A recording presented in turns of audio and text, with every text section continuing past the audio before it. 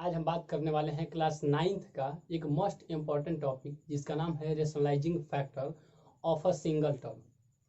यानी कोई भी सिंगल टर्म दिया रहेगा उसका सिंपलेस्ट रेशनलाइजिंग फैक्टर क्या होता है वो डिस्कस करना है। तो सिंपलेस्ट रेशनलाइजिंग फैक्टर बात करने से पहले हम ये समझना चाहेंगे कि रेशनलाइजिंग फैक्टर क्या होता है। देखिए, रेशनलाइजिंग फैक्टर क्या होता है, जब कोई भी दो इरेशनल नंबर का प्रोडक्ट यदि वो रेशनल बन जाए, कोई भी दो इरेशनल नंबर का प्रोडक्ट अगर हम ले लें और वो यदि रेशनल बन जाए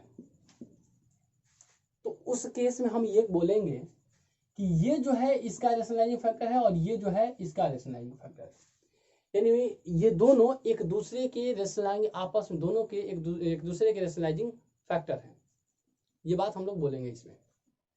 दैट मीन्स कहने का मतलब यह हुआ कि रेशनलाइजिंग फैक्टर से हमें ये फायदा होता है कि कोई भी इरेशनल नंबर को में अगर उस रेशनलाइजिंग फैक्टर से मल्टीप्लाई कर दिया जाए तो वो एक रेशनल नंबर बन के निकलेगा, यानी वहां से वो रेशनल नंबर बन जाएगा। तो हमें वो नंबर फाइंड करना कि किस तरीके क्या रेशनलाइजिंग फैक्टर किसी का होगा, ये फाइंड करना कैसे होगा, ये सब चीजें हमें समझना होगा। यहाँ पे कैसे फाइंड किया जाएगा रेशनलाइजिंग फैक्टर को, किस तरीके से फाइंड किया जाए।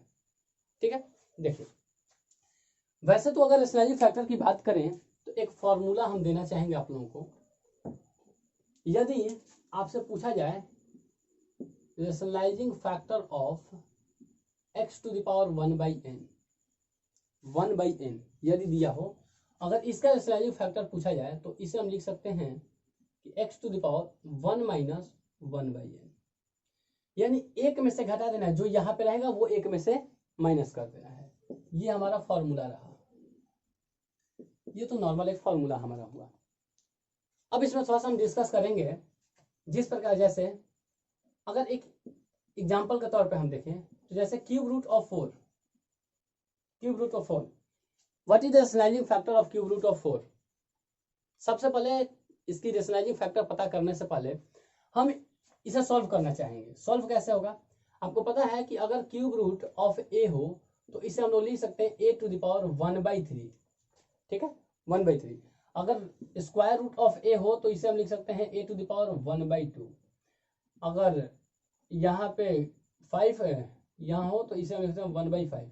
यानी इस प्रकार से एंड सो ऑन, ये इस प्रकार से बढ़ते रहता है। तो इसे हम अगर सॉल्व करना चाहें तो हम इसे लिख सकते हैं क्यूब रूट ऑफ 4 को हम लिख सकते हैं 2 का स्क्वायर। अब यहाँ लिख सकते हैं कि 2 का स्क्वायर तो ये हो ही गया, होल पावर 1/3। दैट मीन्स ये होगा 2 to the power 2/3, 2 to the power 2/3। ये रहा हमारा ओवरऑल जो क्वेश्चन है वो। अभी हमें रेशनलाइजिंग फैक्टर पता करना है, RF of cube root of 4। इसे पता करना है कितना होगा। देखिए हम क्या जानते हैं, x टू द पावर अगर 1/n हो तो equal to x to the power 1 minus 1/n। That means x तो यहाँ पे हमारा 2 हो गया, 2 के पावर कितना है 2/3, तो 1 माइनस 2/3। दैट मीन्स ये होगा 2/3 1 जा 3, 3 में से गया 2 1, दैट मीन्स 1/3। यानी इसे हम लिख सकते हैं यहाँ पे, इसे भी लिख सकते हैं क्यूब रूट 2। कहने का मतलब यह हुआ कि अगर ये क्यूब रूट 2 को मल्टीप्लाई इसमें कर दिया जाए तो ये एक रेशनल नंबर बनेगा। That means cube root 2 is rationalising factor, simplest rationalising factor of cube root 4। दैट मीन्स अगर ये इसमें मल्टीप्लाई कीजिएगा तो आपका एक ये रेशनल नंबर बनेगा। चेक कर लेते हैं। देखिए अगर क्यूब रूट ऑफ 4 हो मल्टीप्लाई क्यूब रूट ऑफ 2 दे दिया जाए तो क्या होगा, इसे हम लिख सकते हैं cube root of 2 into 2 into cube root of 2। ये मल्टीप्लाई हो जाएगा तो बड़ा होगा cube root of 2 into 2 into 2। ये तीनों का तीनों।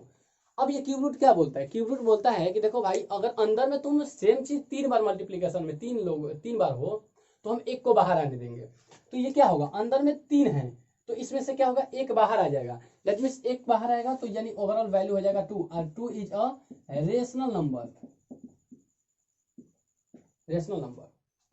ओके, यानी हमारा पूरी तरीके से रेशनलाइजिंग फैक्टर हमें यही बताता है कि भाई साहब अगर कोई आपको कोई इरेशनल नंबर दिया गया है और उसमें उसके रेशनलाइजिंग फैक्टर से मल्टीप्लाई आप कर देते हैं तो ये लिमिट, ये आपको पता, ये मतलब फिक्स है कि वो एक रेशनल नंबर आएगा।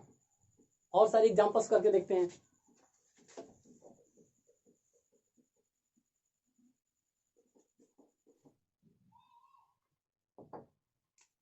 चलिए अगले एग्जांपल पे आते हैं हम लोग, सेकेंड एग्जांपल पे।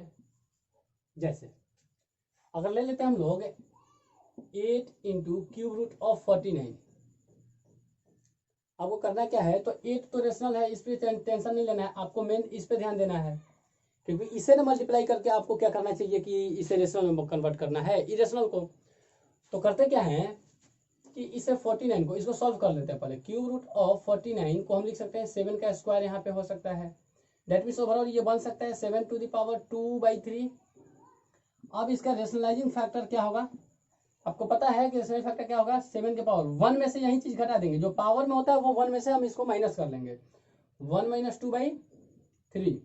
दैट मीन्स क्या होगा, 7 टू द पावर 3, 1 या 3 और 2 यानी 1/3 हो जाएगा। दैट मीन्स इसे हम लिख सकते हैं क्यूब रूट ऑफ 7।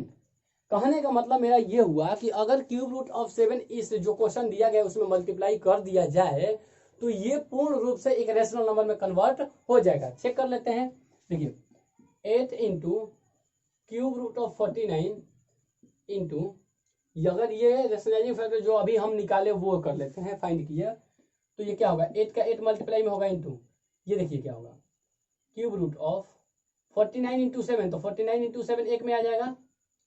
और आपको पता है कि ये क्यूब रूट, ये 49 को 7 इंटू 7 लिख सकते हैं और एक 7 क्यूब क्या बोलता है क्यूब रूट, क्यूब रूट कहता है कि देखो भाई साहब आप 3 अंदर हो ना तो हम एक को बाहर आने देंगे। अगर 3 को सेम चीज अगर अंदर में मल्टीप्लीकेशन साइन के साथ है तो आपको एक को आने देंगे आप में से, तो ये एक बाहर आ जाएगा। तो 8 इंटू 7 बाकी दोनों को मान लो खा जाएगा, 8 7 जा 56। और ये 56 एक रेशनल नंबर है, 56 एक रेशनल नंबर है। उसी प्रकार से नेक्स्ट एग्जांपल पे हम आते हैं।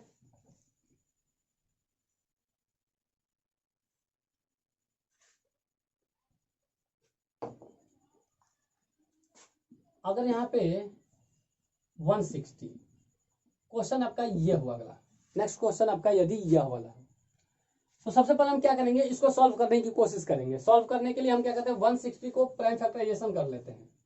160 तो गया 2 से 80, 2 से गया 40 बार में, 2 से गया 20 बार में, 2 से गया 10, 2 से गया 5। दैट मीन्स इसे हम लिख सकते हैं 5, 2 इंटू 2 इंटू 2 कितने, 1 2 3 4 और 5, 5 वो है और एक अंदर में 5 है। अब देखिए ये क्या होगा, दैट मीन्स अब ये क्या बोलता है, जैसे देखिए यहाँ पे 3 था तो बोलता था कि 3 में से एक को आने देंगे, अब ये 5 है तो 5 में से कहता है कि 5 को है ना तो 4 को खाएंगे, एक को बाहर आने देंगे, अगर एक जैसे हो उसमें से। तो क्या होगा, 1 2 3 4 5, 5 में 4 गया तो एक बाहर आ गया, एक 2 आ गया। लेकिन ये 5, इसके लिए तो कोई एक ही अकेले है, तो बेचारा ये बाहर निकलने की औकात इसके पास नहीं है, इसके वजह से ये अंदर का अंदर ही रहेगा। अब देखिए ये तो 2 मल्टी मतलब ये तो निकल चुका है, आपको अब इसे रेशनल में कन्वर्ट करना है ताकि ये पूरी का पूरा ओवरऑल रेशनल बन जाए। तो इसमें हम क्या मल्टीप्लाई करें कि ये एक रेशनल नंबर में हो जाए, तो जो मल्टीप्लाई करेंगे उसे हम रेशनलाइजिंग फैक्टर बोलते हैं। तो यानी हम पता करेंगे रेशनलाइजिंग फैक्टर क्या होगा इसका। तो इसका रेशनलाइजिंग फैक्टर क्या होगा कि चूंकि इसका अगर देखिएगा तो इसे हम सॉल्व करके ये लिखेंगे 2 इंटू 5 टू द पावर 1/5, ठीक है। और इसका रेशनलाइजिंग फैक्टर चाहिए हमें, तो इसे हम क्या करेंगे 5 के पावर 1 - 1/5, दैट मीन्स हो जाएगा 5 के पावर 5 में से गया तो 5 हो जाए 5 और -1 तो 4, दैट मीन्स 4/5। अब इसे हम लिख सकते हैं, इसे इस प्रकार से लिख सकते हैं, ये बाटा वाला यहाँ पे आ जाता है और 5 के पावर में यहाँ पे 4 हो गया।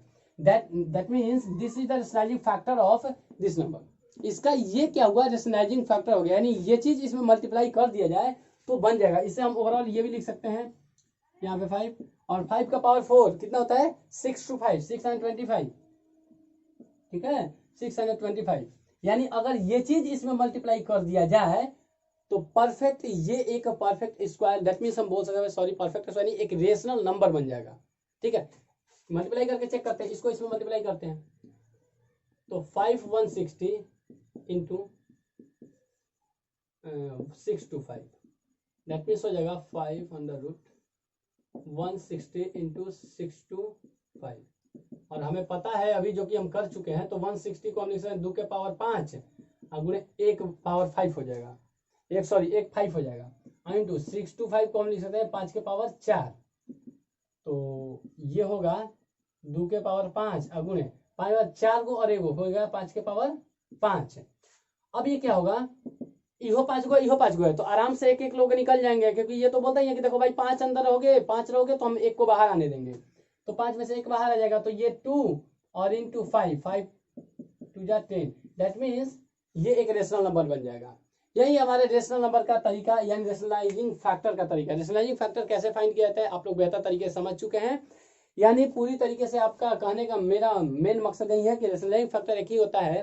रेशनलाइजिंग फैक्टर हम उसे बोलेंगे जो मल्टीप्लाई किसी नंबर में मल्टीप्लाई किसी दूसरे इरेशनल नंबर में मल्टीप्लाई करने पर वो क्या हो जाए, वो एक तरीके से वो पूरा का पूरा रेशनल नंबर में कन्वर्ट हो जाए। अगर ऐसा हो जाता है तो उसे हम रेशनलाइजिंग फैक्टर कहेंगे। एक दो एग्जांपल और देख लेते हैं, उसके बाद बंद करते हैं। एक दो एग्जांपल और,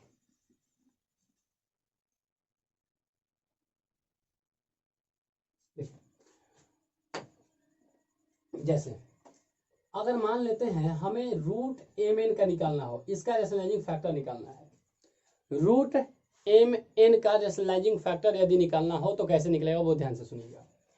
देखिए अगर ओवरऑल अगर हम ये चाहें तो इसका मतलब यही ना हुआ कि m बाई एन का पावर 1/2, ओके, क्योंकि यहाँ पे 2 छिपा हुआ रहता है, एक बार ध्यान रखिएगा, जब में कुछ नहीं हो तो 2 छिपा हुआ है, यानी 1/2।